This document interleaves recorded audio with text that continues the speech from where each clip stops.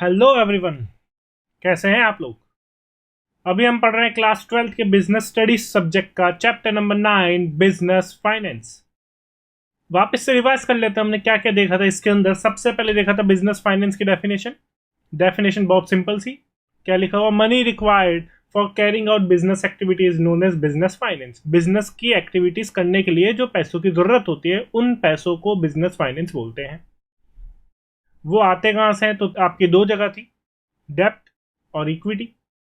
उसी को ध्यान में रखते हुए हमने ये सारे के सारे चैप्टर का 4 पार्ट बनाए थे। पहला फाइनेंशियल मैनेजमेंट, दूसरा फाइनेंशियल प्लानिंग, तीसरा कैपिटल स्ट्रक्चर और चौथा टाइप्स ऑफ कैपिटल। हम इसमें से फाइनेंशियल मैनेजमेंट कर चुके हैं और फाइनेंशियल प्लानिंग कर चुके हैं। फर्स्ट 2 वीडियोस आपके फाइनेंशियल मैनेजमेंट पे हैं और तीसरा वीडियो फाइनेंशियल प्लानिंग पे है। अगर आपने नहीं देखे तो जल्दी जाइए और देख के आइए, क्योंकि आगे की चीज तभी समझ में आएगी जब आप पिछले 2 वीडियोस देख चुके। आज जो हम पढ़ेंगे वो है capital structure. Capital structure start करने से पहले एक वीडियो।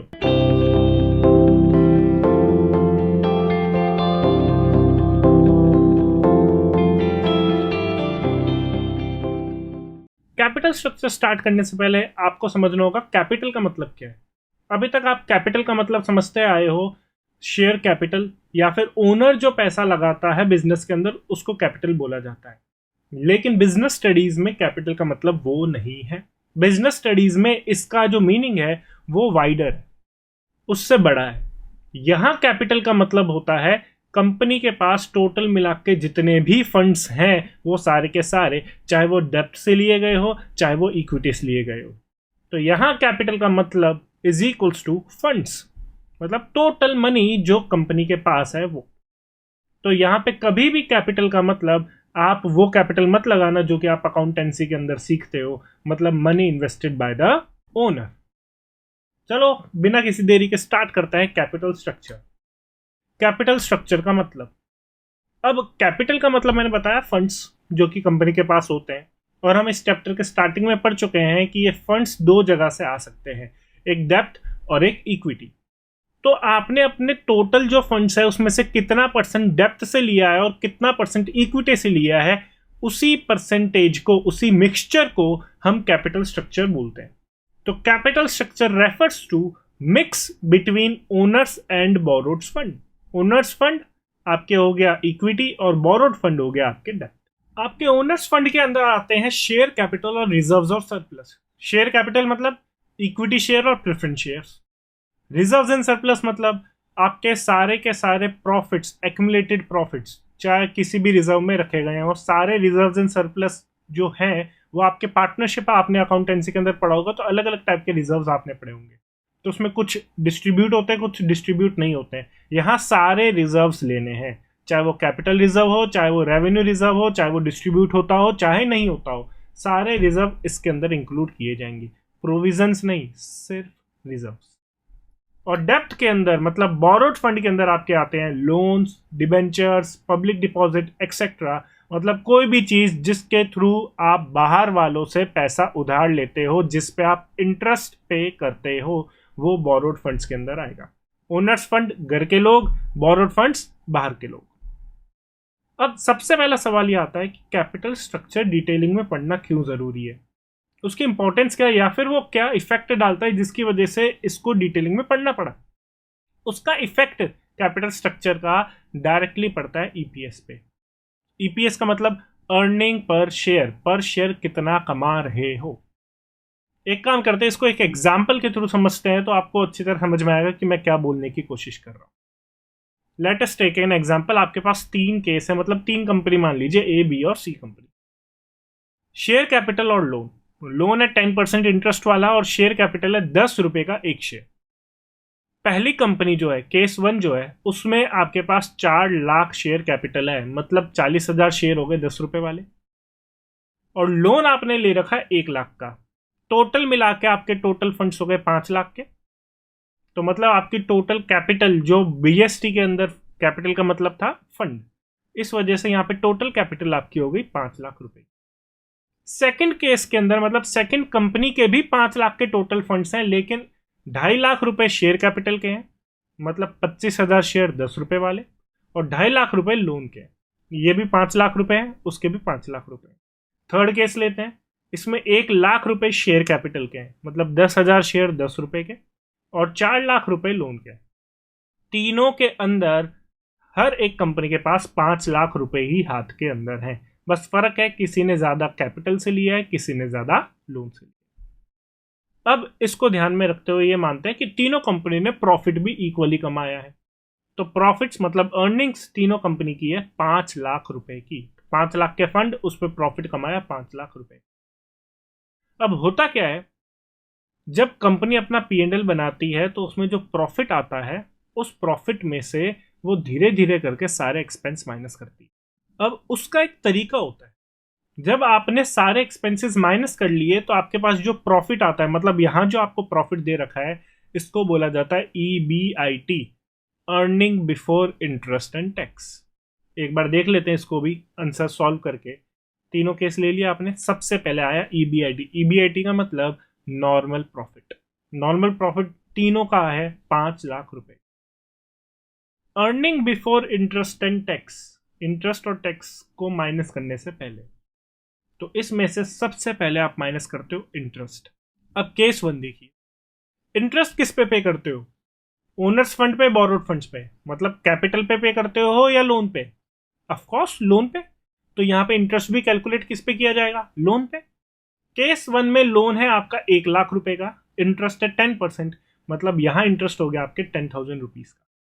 केस 2 में लोन है 2,50,000 का, तो उसका 10% हो गया 25,000। और केस 3 में लोन है 4 लाख रुपीज का, तो उसका इंटरेस्ट हो गया 40,000 रुपीज। तीनों माइनस कर लिया।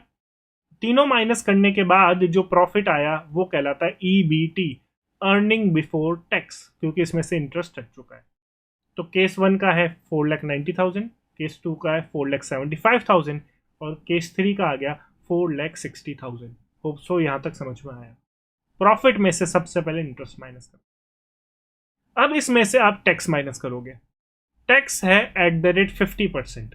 जो आपका EBT आया उसका 50% टैक्स माइनस किया जाता है। तो केस 1 में आपका प्रॉफिट जो बचा है वो 4,90,000 बचा है। 4,90,000 का 50% हो गया 2,45,000। तो आपको उस प्रॉफिट में से 2,45,000 टैक्स पे करना पड़ेगा। केस 2 में 4,75,000 का 50% 2,37,500, और केस 3 में 4,60,000 का 50% 2,30,000 रुपीज। अब टैक्स माइनस करने के बाद जो आपके पास प्रॉफिट बचा वो EAT, अर्निंग आफ्टर टैक्स कहलाता है, और वो बचा 2,45,000 केस ए।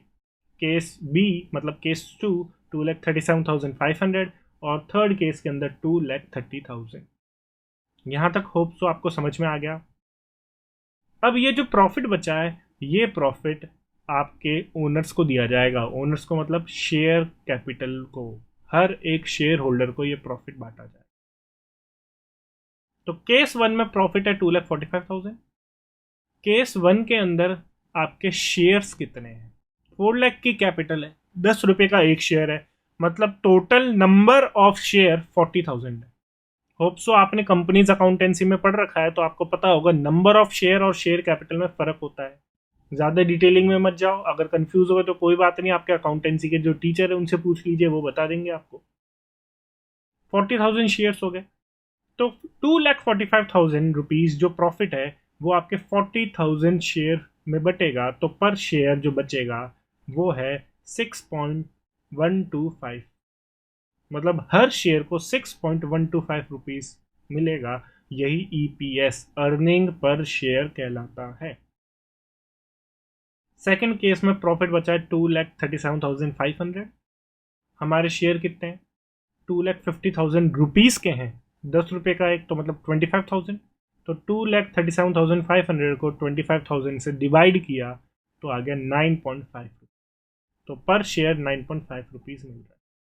वैसे ही थर्ड केस में 2,30,000 का प्रॉफिट है, 1 लाख के शेयर मतलब 10,000 शेयर हुए, तो 2,30,000 डिवाइडेड बाई 10,000 मतलब 23 rupees EPS I, earning per share I 23 rupees. तीनों केस समझ में आए? 5 लाख रुपए के फंड्स थे तीनों केसेस के पास, लेकिन जो शेयर होल्डर को मिल रहा है वो तीनों केसेस में अलग है। एक को 6.125 मिल रहा है, एक में 9.5 मिल रहा है और तीसरे में 23 रुपीज पर शेयर मिल रहे हैं। सर अब पर शेयर मिल रहे हैं तो उससे इफेक्ट क्या होगा? उससे ये इफेक्ट होगा, जिस शेयर होल्डर को ज़्यादा पैसे मिल रहे होंगे जिस कंपनी में, वो उसके शेयर खरीदेगा तो उसकी शेयर की वैल्यू हाई होगी। जबकि अगर आपकी कंपनी के अंदर ईपीएस कम आ रहा है, मतलब पर शेयर कम रुपए मिल रहे हैं, तो वो आपका शेयर नहीं खरीदेगा, उस कंपनी का खरीदेगा जहां पे उसको प्रॉफिट ज़्यादा हो रहा हो। इसलिए आपका कैपिटल स्ट्रक्चर क्या है? यहाँ पे तीनों कंपनी में सिर्फ एक ही डिफरेंस था, प्रॉफिट भी सेम था, टोटल फंड्स भी सेम थे, बस ये था टोटल फंड्स अलग अलग रेशियो में लिए गए थे, थोड़े डेब्ट से थोड़े इक्विटी से। उसकी वजह से उनके ईपीएस में फर्क आ गया। और अगर हम ध्यान देखें तो केस 1 में डेब्ट मतलब लोन सबसे कम है, केस 2 में लोन उससे ज़्यादा है और केस 3 में लोन सबसे हाईएस्ट है। और नीचे की साइड ईपीएस देखो तो केस 1 में ईपीएस सबसे कम है और केस 3 में सबसे ज़्यादा है, मतलब ज़्यादा लोन लेने से इनकी ईपीएस बढ़ गई। ये जो बढ़ गई है ईपीएस, इसी को ही बोलते हैं trading on equity. Trading on equity का मतलब होता है ईपीएस बढ़ाना through increase in depth. Depth increase करके आपके ईपीएस बढ़ाने को ही ट्रेडिंग ऑन इक्विटी बोलते हैं। इसलिए अगर कोई कंपनी अपनी ईपीएस बढ़ाने के लिए डेप्थ से पैसा लेती है तो उसको ट्रेडिंग ऑन इक्विटी बोला जाता है। वैसे खरीद वो लोन रहा है, डेप्थ रहा है, लेकिन वर्ड है ट्रेडिंग ऑन इक्विटी। हाँ थोड़ा अजीब है लेकिन यही है। होप सो आपको समझ में आया कि कैपिटल स्ट्रक्चर किस तरीके से इफेक्ट करता है। अब ये देख के आपके दिमाग में एक ख्याल आया होगा कि सर फिर ऐसा है तो पूरा का पूरा आप डेप्थ से ही ले लीजिए, क्योंकि जितनी ज्यादा डेप्थ है उतनी ज्यादा ईपीएस है, तो पूरा डेप्थ से ले लीजिएगा, ईपीएस सबसे हाईएस्ट हो जाएगी। ऐसा नहीं होता। डिटेल स्टडी करने के बाद पता चलता है कि एक पॉइंट आता है जहां पे ईपीएस फिर घटना स्टार्ट हो जाती है जितनी ज्यादा आप डेप्थ लेते हो। क्यों? क्योंकि ज्यादा डेप्थ लोगे तो आपका फिक्स्ड एक्सपेंस जो इंटरेस्ट है वो बढ़ता जाएगा, तो कंपनी की रिस्क बढ़ती जाएगी, और जैसे ही रिस्क बढ़ गई कंपनी की तो कंपनी का ईपीएस डाउन आना स्टार्ट हो जाता है। तो सर कैसे पता लगाए कि हमारा बेस्ट कैपिटल स्ट्रक्चर कैसा है? वो डिपेंड करता है केसेस टू केसेस। वही कुछ फैक्टर्स हैं जो कि अफेक्ट करते हैं, तो वो फैक्टर्स देख लेते हैं पहले, कैपिटल स्ट्रक्चर के फैक्टर्स जो उसको अफेक्ट करते हैं। पहला, cash flow position. Cash flow position याद हो तो तीनों केसेस के अंदर आया था, आपके फाइनेंसिंग डिसीजन, इन्वेस्टिंग डिसीजन और डिविडेंड डिसीजन, यहाँ पे भी आया है। तो कैश फ्लो पोजीशन तो रट लो अच्छी तरह कि ये पॉइंट तो हर जगह बनेगा ही बनेगा। मतलब कंपनी के पास जो पैसा आता है वो पैसा रेगुलरली आता रहता है या एक साथ आता है कुछ दिनों बाद। अगर कंपनी का रोजाना कैश आता जाता रहता है, रेगुलर है, उसके पास कैश अच्छा मिल रहता है, तो वो डेप्थ ले सकती है। क्यों? क्योंकि वो उस डेप्थ के इंटरेस्ट का पेमेंट कर सकते। जबकि अगर कैश फ्लो पोजीशन खराब है, आपके पास कैश ज्यादा नहीं है, तो आप इक्विटी लेते। नेक्स्ट है interest coverage ratio. Interest coverage ratio का मतलब होता है कि आप जो प्रॉफिट कमा रहे हो उससे सिर्फ इंटरेस्ट पे करो तो आप अपने इंटरेस्ट को कितनी बार पे कर सकते। तो मान लीजिए कि मेरा जो प्रॉफिट है वो है 5 रुपए का, 5 रुपए का प्रॉफिट है और मेरा जो इंटरेस्ट है वो है 1 रुपए का, तो मैं मेरे इंटरेस्ट को प्रॉफिट से 5 बार पे कर सकता हूं, तो मेरा इंटरेस्ट कवरेज रेशियो हो जाएगा 5। इसका कहने का मतलब इंटरेस्ट कवरेज रेशियो हाई है तो आप ज़्यादा बार इंटरेस्ट पे कर सकते हो, मतलब डेप्थ ज़्यादा ले ली तो भी आप उसके इंटरेस्ट का पेमेंट कर सकते हो। लेकिन अगर इंटरेस्ट कवरेज रेशियो कम है, कहने का मतलब आपका इंटरेस्ट ऑलरेडी हाई है, आप अपने प्रॉफिट्स में से सिर्फ उसको कम से कम 1 या 2 बार ही पे कर सकते हो, तो डेप्थ लेना रिस्की हो जाएगा। इसलिए इंटरेस्ट कवरेज रेशियो हाई है, ज़्यादा कवर कर सकते हो तो डेप्थ लीजिए। अगर इंटरेस्ट कवरेज रेशियो लो है, मतलब इंटरेस्ट ज़्यादा कवर नहीं कर सकते हो, तो इक्विटी लीजिए। Third, return on investment. Return on investment भी हम पढ़ चुके हैं इन्वेस्टिंग डिसीजन में। आपने जो इन्वेस्ट किया है पैसा, फंड, कैपिटल जो इन्वेस्ट की है, उसमें से कितना परसेंट प्रॉफिट कमा। सिंपल सी बात, अगर आप ज़्यादा प्रॉफिट कमा रहे हो तो आपको लोन भी इजीली मिल जाएगा और वो भी सस्ता।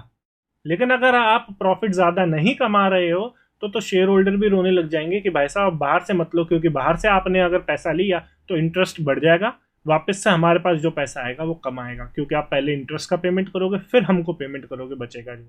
इस वजह से अगर रिटर्न ऑन इन्वेस्टमेंट हाई है, ज़्यादा पैसा आ रहा है, प्रॉफिट ज़्यादा हो रहा है, तो फिर डेप्थ लो। अगर प्रॉफिट ज़्यादा नहीं हो रहा है तो आप इक्विटी लोगे। Next, tax rate. जब आप इंटरेस्ट पे करते हो तो उसको टैक्स में एज एन एक्सपेंस क्लेम किया जा सकता है, खर्चा शो किया जा सकता है, फिर बचे हुए प्रॉफिट पे आप टैक्स देते हो। तो अगर आपका टैक्स रेट हाई है तो आप टैक्स कम से कम रखना चाहोगे, अगर आपको टैक्स कम से कम भरना है तो आप प्रॉफिट भी कम से कम शो करना चाहोगे। तो प्रॉफिट कम से कम शो करना है तो आपको इंटरेस्ट ज़्यादा चाहिए। इसलिए अगर हाई टैक्स है तो डेप्थ से पैसा लो, इंटरेस्ट बढ़ाओ अपना। इंटरेस्ट बढ़ाओगे तो आपको टैक्स कम से कम देना पड़ेगा। वहीं पे अगर टैक्स रेट नॉर्मल है या कम है तो इंटरेस्ट में से ज़्यादा फायदा होगा नहीं टैक्स के अंदर, तो आप इक्विटी से ले सकते। नेक्स्ट है आपके फ्लोटेशन कॉस्ट। फ्लोटेशन कॉस्ट क्या होती है? आपको स्टार्टिंग में फाइनेंसिंग डिसीजन बताया था, जब आप फंड लेने जाते हो, चाहे इक्विटी से हो चाहे डेब्ट से हो, तो वन टाइम कॉस्ट जो लगती है, लोन के केस में लगती है प्रोसेसिंग फीस वगैरह, इक्विटी के केस में लगती है शेयर इशू एक्सपेंस वगैरह, वो वन टाइम लगती है। वो दोनों में से जिसकी भी लोअर होगी आप उससे लो। तो whoever is lower, generally depth की कम होती है क्योंकि शेयर इशू करने में बहुत सारा लीगल कॉम्प्लिकेशंस होता है, आप उसको पूरा करने के लिए खर्चा ज़्यादा लगता है। डेप्थ में सिर्फ आपको प्रोसेसिंग फीस वगैरह मिला के, टोटल मिला के 2 से 3 फीस होती है, वही पे करनी पड़ती है आपको। वो भी अगर आप ज़्यादा बड़ा लोन लेते हो तो बैंक वेव तक कर देता है उस चीज़ को। इसलिए जनरली डेप्थ होती है सस्ता, लेकिन फिर भी आप प्रिकॉशंस लेने के लिए, आप सेफ्टी पर्पस के लिए चेक कर सकते हो कि शेयर इशू करने जा रहे तो कितनी लगेगी और डेप्थ इशू कर रहे हैं तो कितनी लगेगी। नेक्स्ट चीज़ जो चेक की जाएगी वो कंट्रोल कंसीडरेशन। ये भी नई बात नहीं है, अगर मेरे आपने पिछले वीडियोस देखे हैं तो। कंट्रोल कंसीडरेशन मतलब आपके जो एग्जिस्टिंग शेयर होल्डर हैं, क्या वो कंपनी के ऊपर जो कंट्रोल है उनको कम करना चाहते हैं या नहीं। अगर वो कम करना नहीं चाहते हैं कंट्रोल को, क्योंकि भाई उनके लिए इंपॉर्टेंट है कि भाई मेरा कंट्रोल रहना चाहिए, तो फिर वो इक्विटी इशू नहीं करेंगे, क्योंकि इक्विटी इशू किया तो नए शेयर होल्डर आएंगे और आपका कंट्रोल कंपनी में से कम हो जाएगा, तो वो डेप्थ में से जाएंगे। और अगर कंट्रोल कंसिडरेशन नहीं है, मतलब आप कंट्रोल पर ज़्यादा भरोसा नहीं करते, शेयर होल्डर को ज़्यादा कंट्रोल चाहिए ही नहीं, तो आप नए शेयर इशू कर सकते हो, तो इक्विटी से ज़्यादा लो। नेक्स्ट आपका है factor stock market conditions. Stock market conditions आपके फाइनेंसिंग एक्टिविटी के अंदर भी हम पढ़ चुके हैं कि आपके स्टॉक मार्केट कंडीशन अच्छा है, इसका मतलब ये है कि लोग इन्वेस्ट कर रहे हैं। तो अगर आप अभी शेयर इशू करोगे तो लोग खरीदने को रेडी हैं। लेकिन अगर स्टॉक मार्केट कंडीशन बैड है, वो नीचे ही नीचे जाया जा रहा है, तो लोग इन्वेस्ट करने से डर रहे हैं, अभी उल्टा जो इन्वेस्ट कर रखा है वो निकाल रहे हैं। तो अगर आप शेयर इशू करोगे तो चांसेस हैं कि वो खरीदें ही नहीं, तो उससे अच्छा है कि आप डेप्थ से पैसा लो। तो अगर स्टॉक मार्केट कंडीशन बैड है तो आप डेप्थ के पास जाओगे, लोन ले लोगे, और अगर स्टॉक मार्केट कंडीशन अच्छी है तो नए शेयर इशू करके आप शेयर खरीद लोगे। इसी के साथ कैपिटल स्ट्रक्चर कंप्लीट होता है। इसमें आपके फैक्टर्स आए, आपके ईपीएस कैलकुलेशन आया और कैपिटल स्ट्रक्चर का मीनिंग आया। याद रखिएगा वो जो मैंने ईपीएस कैलकुलेशन का फॉर्मूला बताया है, पहले आप प्रॉफिट में से इंटरेस्ट माइनस करोगे, फिर जो बचेगा उसमें से टैक्स माइनस होगा, फिर जो बचेगा उसको नंबर ऑफ शेयर से डिवाइड करके ईपीएस निकाला जाएगा। वो फॉर्मूले याद रखिएगा, क्योंकि वो प्रैक्टिकल क्वेश्चन आपके एग्जाम में आता है।